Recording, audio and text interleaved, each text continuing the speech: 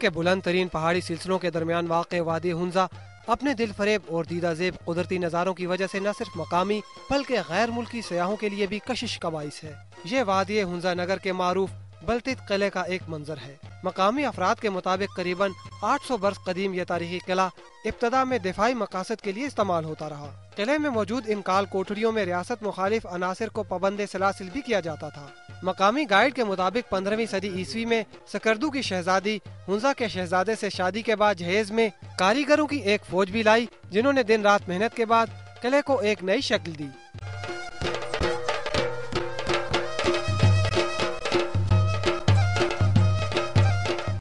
جو شہزادی یہاں تشریف لائیں ان کے ہمراہ بلتی کاریگر بھی یہاں آئے اور انہوں نے اس میں بہت زیادہ رد و بدل کی ہے۔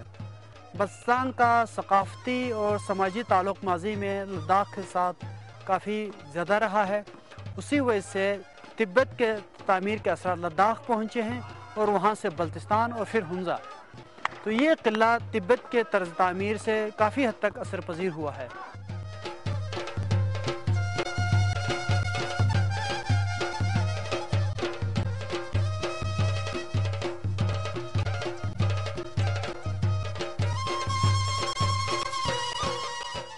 بلتیت قلعے کی تاریخ میں ایک اہم موڑ دسمبر 1891 میں آیا، جب انگریزوں نے سوویت پیش قدمی روکنے کے لیے ہنزا کو تسخیر کیا تو یہ قلعہ بھی ان کی عملداری میں آ گیا۔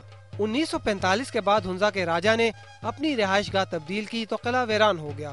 طویل عرصے تک دیکھ بھال نہ ہونے سے قلعے کی حالت مخدوش ہو گئی، لیکن 1990 سے 1996 تک $1.5 ارب کی بیرونی امداد سے بلتیت قلعے کو دوبارہ بحال کیا گیا۔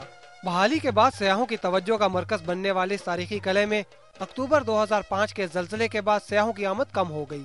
بعد ازاں امن و امان کی بگڑتی صورتحال کے باعث غیر ملکی سیاحوں کی آمد تو تقریباً ختم ہو کر رہ گئی، اور رہی صحیح کسر عطا آباد میں لینڈ سلائیڈنگ کے بعد بننے والی مصنوعی جھیل نے پوری کر دی، جس کے بعد یہاں مقامی سیاحوں کی آمد و رفت بھی ختم ہو گئی۔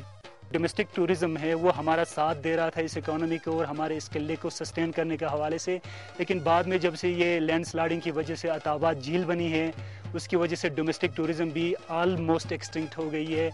بلتیت قلعہ نہ صرف مقامی تعمیراتی حسن کا شاہکار ہے بلکہ اس کے اندر تبت کے فن تعمیر کی جھلک بھی دیکھی جا سکتی ہے۔